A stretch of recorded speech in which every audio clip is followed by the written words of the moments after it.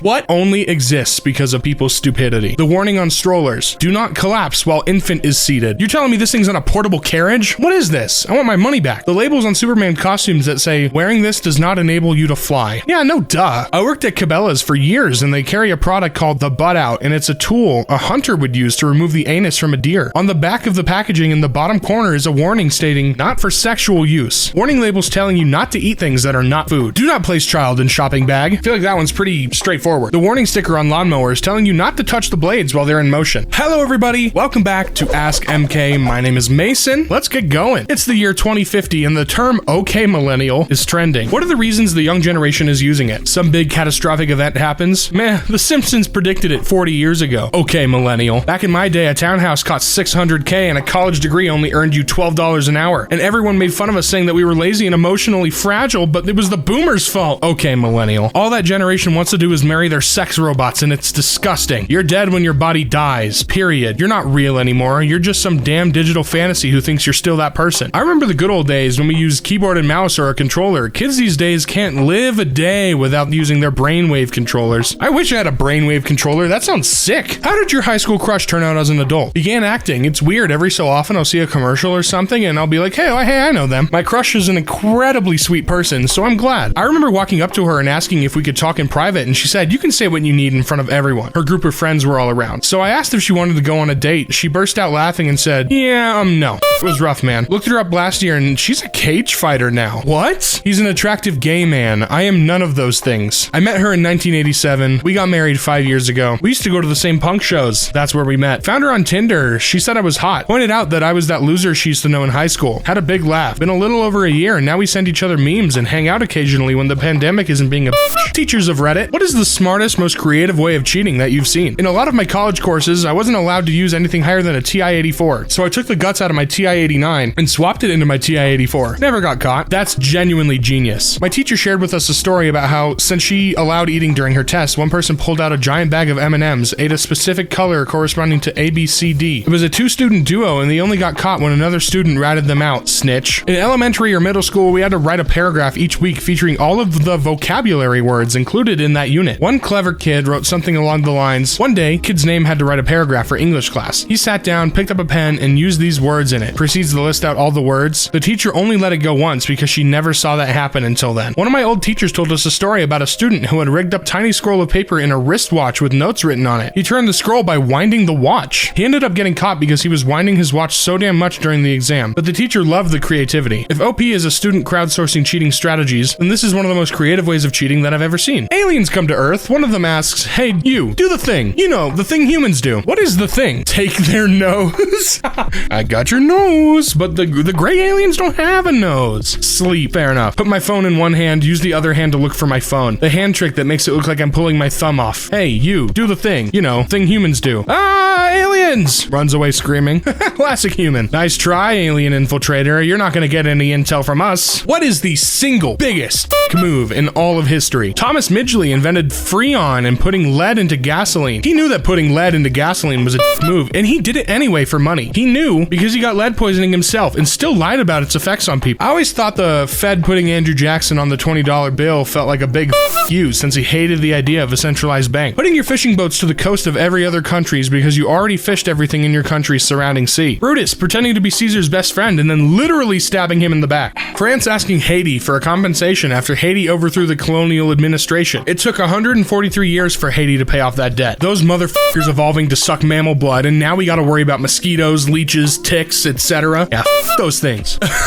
Okay, this one looks fun. You've been granted one wish by the douchebag genie. He takes advantage of people's poor wording when making wishes to screw them over. What do you wish for? As it seems the genie is hell-bent at f***ing over any wish I use for personal gain. I would wish for the genie's freedoms and hopes he would be moved to do something genuinely nice for me after, or at the very least not f*** with me over the process. The ability and understanding to use and create magic, like him, with nothing I would consider a drawback. I wish for a turkey sandwich on rye bread with lettuce and mustard. And don't want any zombies zombie turkey. I don't want to turn into a turkey myself, and I don't want other weird surprises. You got it? I wish Douchebag Genie was my best friend, so we can laugh at his doucheness together. What is an important piece of advice you can give for those moving into the real world? If something is too good to be true, it probably is. People will try to take advantage of you, and you'll probably fall for it sometimes. It's how you learn. Don't be too down on yourself, just learn from it and move on. There will be someone who will hate your guts for no particular reason. Even if you are friendly with them, or even more so, it will not be your fault. The real world is actually really small. Be careful with burning bridges, because you'd be surprised how easy it is to run into someone years and years after you last saw them. Never stop learning. Keep up with your old hobbies and interests and pick up new ones. Take classes, free ones, and pay for those you can afford. Join groups for peoples with your interests so you can learn from them and learn from teaching them. Don't just react to things. Think critically. Take a few seconds to analyze situations and come up with conclusions. Always be self-aware and never let people use your emotion against you. You are given a button that will make you very attractive, but every Friday you turn into the opposite gender for a whole day. Would you press it, and why? Is there a reason not to push it? That's what I'm saying. Am I still attractive on Friday, or do I become an opposite sex swamp creature? The is that supposed to be a negative? Sign me up. Awesome. Among I'm sorry. Among other things, I can imagine meeting someone Thursday night, waking up Friday morning with them, or meeting them Friday night and waking up Saturday morning with them, or late night burglary and I wouldn't be identified. The options extend and on and on. If my wife was okay with it. Without saying the title, what's your favorite video game? Small and also large creatures get caught in round objects and used for fighting. A very Christian game where you were sent to deal with the beings that came from hell. Doom? Tiny dragon saves big dragons. Spyro? Drowning in a pool with no ladders. In its first iterations, that one's The Sims. One more turn. While freezing under my blanket after a 15-hour game session, I have no idea what this is. Like old Final Fantasy games? I don't know. You must construct additional pylons. Oh, I know this. StarCraft, got it. Oh my god, I'm so cool. This was a triumph. Lost me. Snake.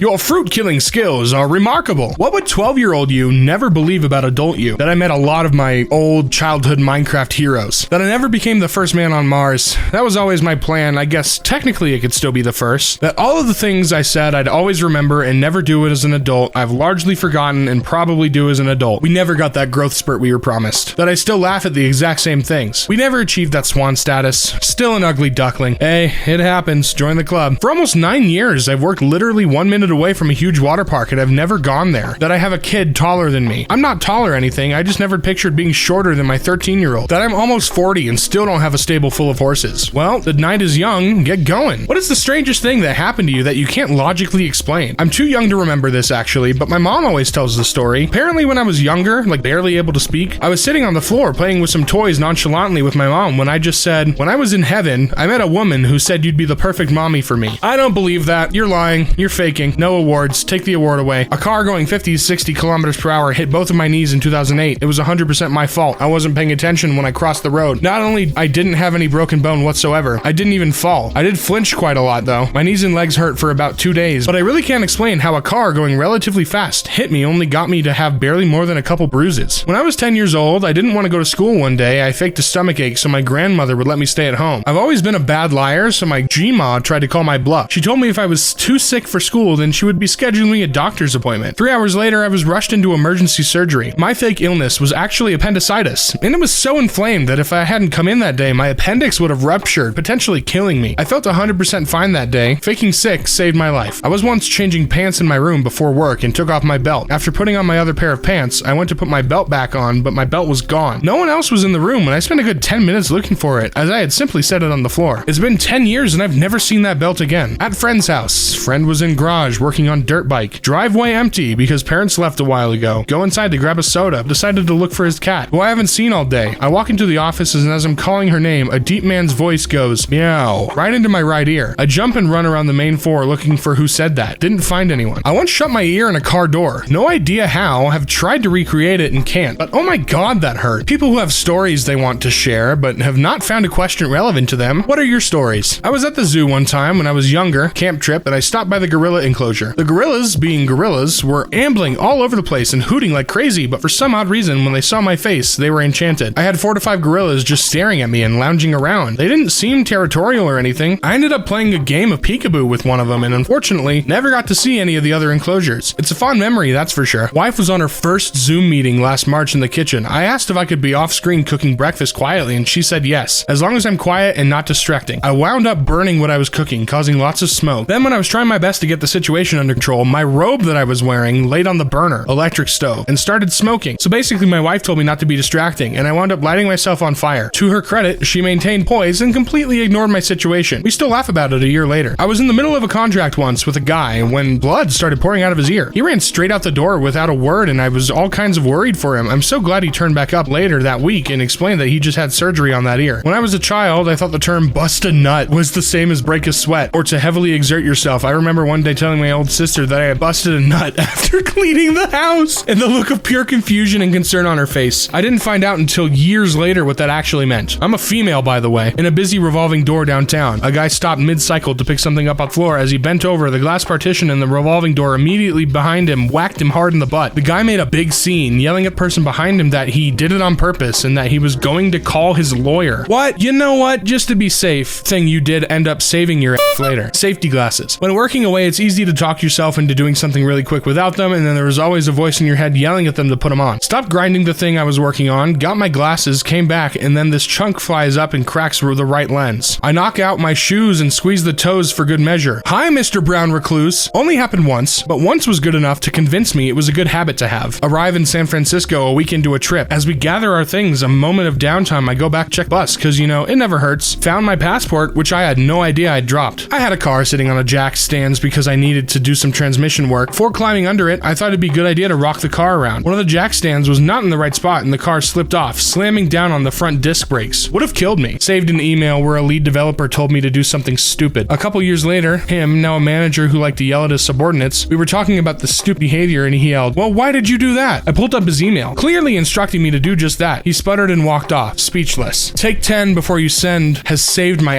countless times. That means take 10 seconds to reread your email, post, or whatever written communication before you send. Emails, especially in the workplace, last forever. How much time needs to pass before grave robbing turns into archaeology? If you're opening the grave to make money, you're a grave robber. If you're spending money to open it, you're an archaeologist. Like 20 minutes.